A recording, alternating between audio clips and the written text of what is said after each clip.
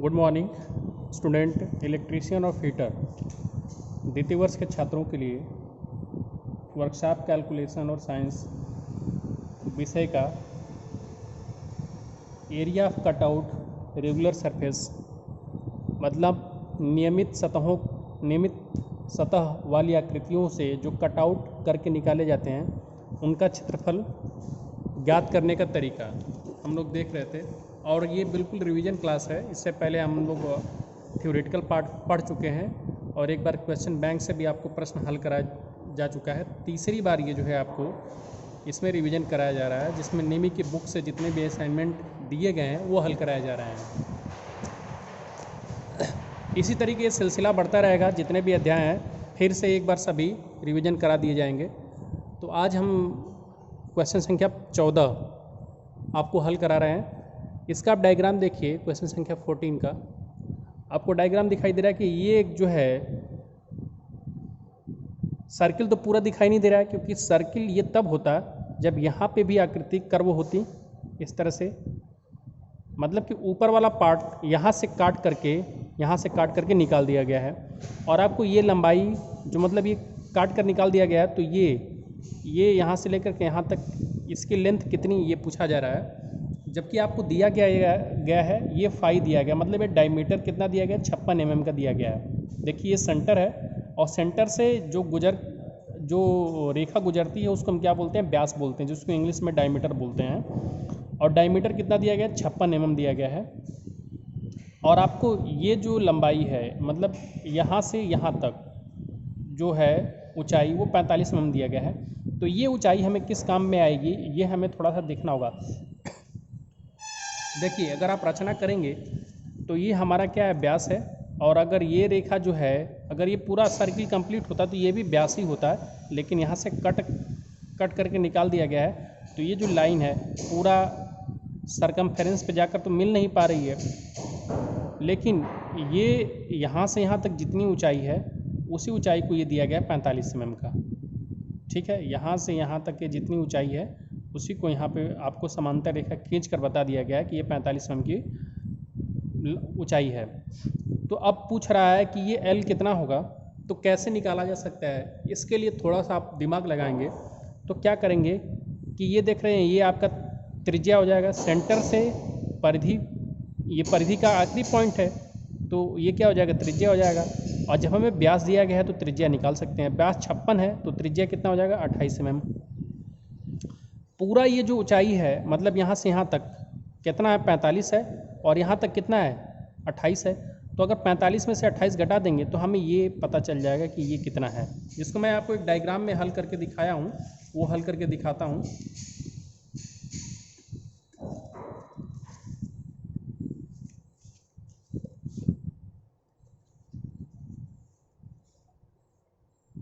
देखिए आपको डायग्राम दिखाई दे रहा है कि ये मैंने फिगर बनाया है। जैसे यहाँ पे फिगर था बिल्कुल उसी तरीके का।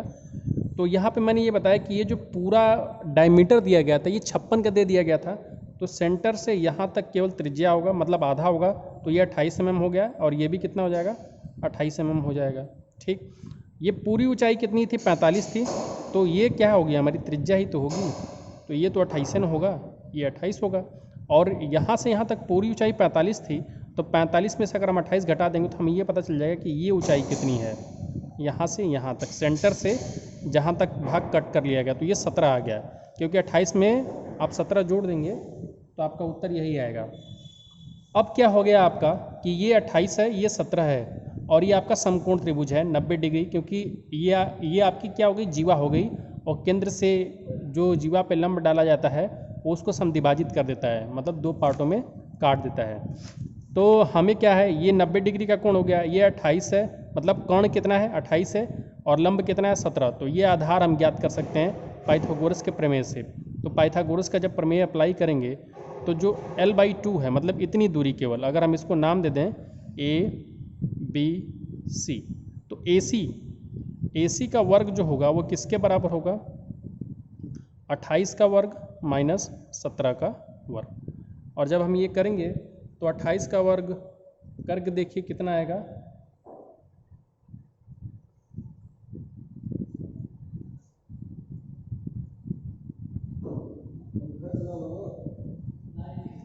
ये आपका 784 और 17 का वर्ग कितना होगा 289। तो इसमें से 289 को फिर से हमें माइनस कर देना होगा, तो ये आपका आ जाएगा 495। अब AC का वर्ग जो आपका आ गया 495 है, तो हमें तो AC का मान निकालना है, तो हम क्या ले लेंगे, वर्गमूल ले लेंगे 495 का। अब 495 का वर्गमूल जो हमने आपको पहले अध्याय में भाग विधि बताया था उससे निकाल सकते हैं, लेकिन मैं आपको यहाँ पे एक दूसरा तरीका बताऊँगा जिससे आप राउंड फिगर में आप अपना काम चलाने भर का वर्गमूल मतलब अपने उत्तर तक सही निकाल सकते हैं। तो आप 495 को देखेंगे कि ये किस वर्ग के करीब है।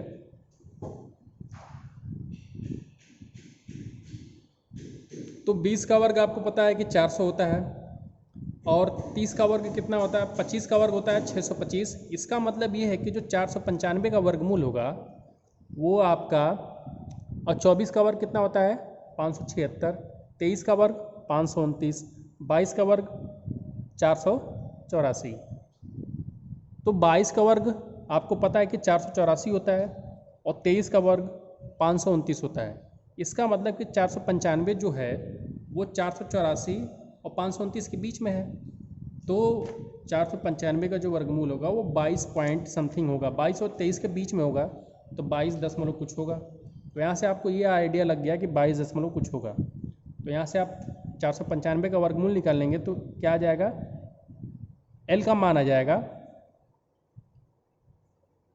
और उसका 2 गुना कर देंगे तो आपको ये क्या निकल जाएगा, जो L पूछा गया है वो निकल जाएगा। क्योंकि आपसे AC नहीं पूछा गया, आपसे AB पूछा गया है।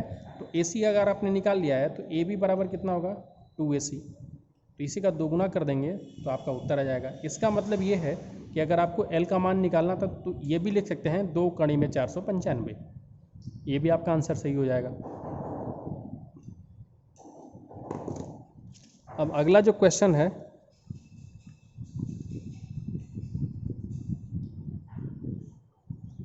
देखिए फिगर संख्या 16, आपको एक यहाँ पे आकृति दिखाई दे रही है। उस आकृति में एक अर्धवृत्त काट कर निकाल लिया गया है। मतलब ये आपको जो शीट दिखाई दे रही है, इस शीट से एक अर्धवृत्त मतलब हाफ सर्किल काट कर निकाल लिया गया है।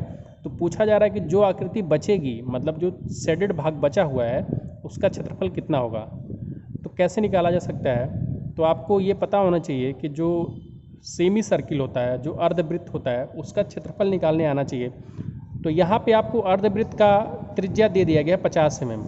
तो जो अर्धवृत्त की त्रिज्या है उतने ही बराबर तो ये शीट की चौड़ाई है, 50 mm शीट की चौड़ाई हो गई। अब यहाँ से अगर आप थोड़ा सा और ध्यान देंगे तो ये भी तो आपका त्रिज्या ही है अर्धवृत्त का, तो ये भी 50 mm होगा। तो ये वाला पार्ट भी कितना होगा 50 mm। तो इसका मतलब कि ये जो शीट है उसकी लंबाई कितनी होगी 50 mm और 50 mm, अर्थात अर्धवृत्त के व्यास के बराबर। तो अर्धवृत्त का व्यास कितना हो गया 100 mm का। तो इसका मतलब शीट का व्यास कितना हो गया, शीट की लंबाई कितनी थी 100 mm। तो बहुत ही आसान हो गया हमारे लिए इस पूरे शीट का क्षेत्रफल ज्ञात करना, क्योंकि हमने रचना के आधार पे इस शीट का लंबाई ज्ञात कर लिया और चौड़ाई ज्ञात कर लिया। लंबाई कितना, सेमी सर्किल अर्धवृत्त के व्यास के बराबर, और चौड़ाई कितना, सेमी सर्किल के त्रिज्या के बराबर। तो हम क्या करेंगे कि इस शीट का क्षेत्रफल निकालेंगे, तो 100 में 50 का गुणा कर देंगे तो 5000 हो जाएगा। इसका मतलब कि इस पूरे शीट का जो क्षेत्रफल था 5000 वर्ग mm था। अब उसमें से ही, इस पूरे क्षेत्रफल में से ही एक semi circle, half semi circle का, सॉरी सेमी सर्किल काट कर निकाला गया है। तो सेमी सर्किल का क्षेत्रफल घटा देंगे तो जो बचेगा वही शेष भाग का क्षेत्रफल होगा। तो इसका मैं आपको हल करके दिखा देता हूँ कैसे हल किया गया है। मैंने पूरी विधि बता भी दी है। देखिए जो फिगर क्वेश्चन में था वही फिगर मैंने अपने शीट पे भी बनाया है, इस पे वर्किंग रफ पे, तो आपको दिखाई दे रहा है। लेकिन मेरा जो सेमी सर्किल उस प्रकार का नहीं बना, लेकिन आप इसको ये मानिए कि सेमी सर्किल है, अर्धवृत्त है। तो ये अगर त्रिज्या है तो ये भी क्या होगा, त्रिज्या होगा, और ये भी क्या होगा, त्रिज्या होगा। तो इस आधार पे A से B तक क्या हो गया, व्यास हो गया, जो कि 100 mm हो गया, और B से C तक क्या हो गया, त्रिज्या के बराबर 50 mm। तो पूरे शीट का क्षेत्रफल 100 mm गुणे 50 mm बराबर 5000 mm। अब हमें निकालना है वृत्त का क्षेत्रफल। तो वृत्त का क्षेत्रफल क्या होता है पाई आर स्क्वायर, तो 3.14 गुणे 50 का स्क्वायर, तो कितना हो जाएगा 7850 mm। तो वृत्त का क्षेत्रफल कितना आ गया 7850 mm स्क्वायर। लेकिन हमें तो अर्धवृत्त का क्षेत्रफल निकालना है, तो अर्धवृत्त का क्षेत्रफल कितना होगा इसका आधा, तो 7850 बाई 2 कितना हो जाएगा 3929 mm स्क्वायर। तो हमें पूरे शीट का भी क्षेत्रफल मालूम चल गया था और हमें सेमी सर्किल जो काट कर निकाला गया है उसका भी क्षेत्रफल मालूम है। तो पूरे शीट वाले क्षेत्रफल में से अर्थात 5000 mm स्क्वायर में से 3925 माइनस करेंगे तो जो बचेगा वही शेडेड पोर्शन का क्षेत्रफल है, और बच कितना रहा 1075। तो ये हमारे इस कटआउट का क्षेत्रफल हो गया, अर्थात जो कटी हुई आकृति है उसका क्षेत्रफल हो गया।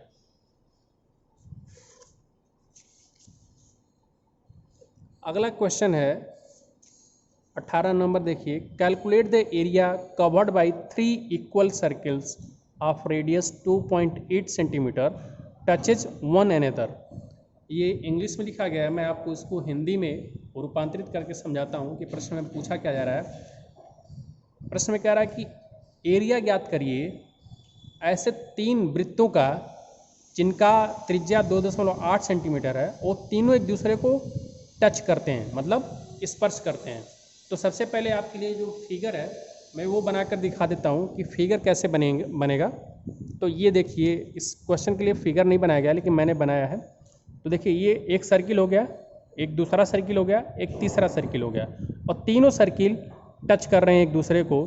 तो यहाँ से आपने देखा कि ये जो सर्किल, अगर हम इसको 1 नंबर मान लें कि सर्किल 1 है और ये दूसरा सर्किल है और ये तीसरा सर्किल है, तो आप देखिए तीनों सर्किल एक दूसरे को टच कर रहे हैं। तो यहाँ से हम क्या करेंगे, इनके सेंटर को ज्वाइन करेंगे, मतलब तीनों सर्किल के सेंटर को, केंद्र को मिलाएंगे। तो अगर हम पहले सर्किल और दूसरे सर्किल के सेंटर को मिलाते हैं तो एक सीधी रेखा हमें मिलती है। इसी प्रकार से दूसरे और तीसरे के सेंटर को मिलाते हैं तो एक सीधी रेखा मिलती है, और तीसरे और पहले को मिलाते हैं तो एक सीधी रेखा मिलती है, और फिर इन तीनों पॉइंटों को मिला देते हैं तो एक त्रिभुज मिल जाता है, जो कि कैसा होगा, समबाहु त्रिभुज होगा। समबाहु ही क्यों होगा वो बता रहे हैं, क्योंकि आपका जो बताया गया है कि तीनों सर्किल की त्रिज्या क्या है, बराबर है।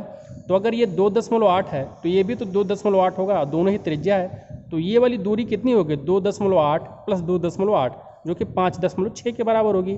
इसी प्रकार से इस वाले लाइन में ये 2.8 है तो ये भी 2.8 होगा, तो ये वाली भी भुजा कितनी होगी 5.6। इसी प्रकार से यहाँ पे भी ये भी कितना हो गया 5.6। तो हमने रचना के आधार पे ये मालूम कर लिया है कि ये जो तीनों सर्किल के सेंटर को, तीनों वृत्तों के केंद्र को मिलाने से जो त्रिभुज निर्मित होगा वो समबाहु त्रिभुज होगा। अब पूछा यह जा रहा है कि जब तीनों त्रिभुज एक दूसरे को टच कर रहे हैं तो इनके बीच में ये जो शेडेड एरिया है इसका क्षेत्रफल ज्ञात करना है। तो ये कैसे निकलेगा, तो सबसे पहले हमें ये दिखाई दे रहा है कि इन तीनों त्रिभुज के केंद्र को मिलाने वाला एक जो त्रिभुज है, इन तीनों त्रिभुज के केंद्र को मिलाने वाला एक जो त्रिभुज बनना है उसका क्षेत्रफल ज्ञात कर सकते हैं क्योंकि समबाहु त्रिभुज है। और प्लस क्या करेंगे कि ये आप देख रहे हैं ये वाला जो भाग है ये वृत्तखंड का क्षेत्रफल होगा, और ये वाला भी भाग क्या होगा, वृत्तखंड का क्षेत्रफल होगा। ये भी भाग क्या होगा, वृत्तखंड का क्षेत्रफल होगा। तो एक वृत्तखंड का क्षेत्रफल निकालेंगे, उसमें 3 का गुणा कर देंगे क्योंकि तीनों वृत्तखंड क्या हैं, बराबर हैं। क्योंकि अगर ये समबाहु त्रिभुज है तो सभी का कोण कितना होगा, 60 डिग्री होगा, 60 डिग्री होगा, 60 डिग्री होगा, क्योंकि समबाहु त्रिभुज में तीनों कोण जो होंगे 60 डिग्री के होंगे। तो अब इसी प्रश्न को मैं हल करके दिखाता हूँ कि समबाहु त्रिभुज का क्षेत्रफल बराबर क्या हो जाएगा, कड़ी में 3/4 गुणे भुजा का वर्ग। तो कड़ी में 3/4 भुजा का वर्ग करेंगे तो 5.6 सेंटीमीटर की भुजा है, इसका वर्ग करेंगे तो कड़ी में 3/4 गुणे 31.36 हो जाएगा। इसको हल करेंगे तो 13.57 वर्ग सेंटीमीटर आएगा उत्तर। इसका मतलब कि इस समबाहु त्रिभुज का क्षेत्रफल कितना हो गया, 13.57 वर्ग सेंटीमीटर। तो हमें ये मालूम चल गया कि जो समबाहु त्रिभुज है उसका क्षेत्रफल कितना है, 13.57 वर्ग सेंटीमीटर। अब हम क्या करेंगे कि जैसे मैंने आपको बताया था कि ये जो हमारे 3 त्रिभुज थे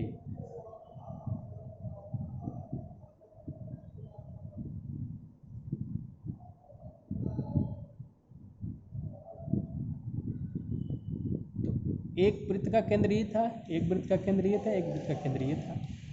अब तीनों केंद्रों को अगर हम मिला लिए थे तो ये क्या बना रहे थे, समबाहु त्रिभुज बना रहे थे। इसका मतलब कि एंगल कितना 60 डिग्री, ये एंगल कितना 60 डिग्री, ये एंगल कितना 60 डिग्री। तो अगर एंगल ये 60 डिग्री है तो इस वाले वृत्तखंड का हम क्षेत्रफल निकाल सकते थे, थीटा बटे में 360 गुणे पाई आर स्क्वायर। तो जितना क्षेत्रफल इस वृत्तखंड का होगा उतना ही इसका भी होगा, क्योंकि एंगल बराबर है। तो ये जो वृत्तखंड है जितना क्षेत्रफल इसका होगा उतना ही क्षेत्रफल इसका होगा, उतना ही इसका होगा। तो हम केवल एक वृत्तखंड का क्षेत्रफल निकालेंगे और उसमें 3 का गुणा कर देंगे, क्योंकि जितना इसका होगा उतना ही इसका, उतना इसका होगा। या तो तीनों एक ही को निकाल कर 3 बार जोड़ दीजिए, 3 का गुणा कर दीजिए, बात एक ही है, समझ में आपको आ रही होगी। तो हमने क्या किया है कि वृत्तखंड का क्षेत्रफल निकालने के लिए थीटा बटे में 360 गुणे पाई आर स्क्वायर लगाया है।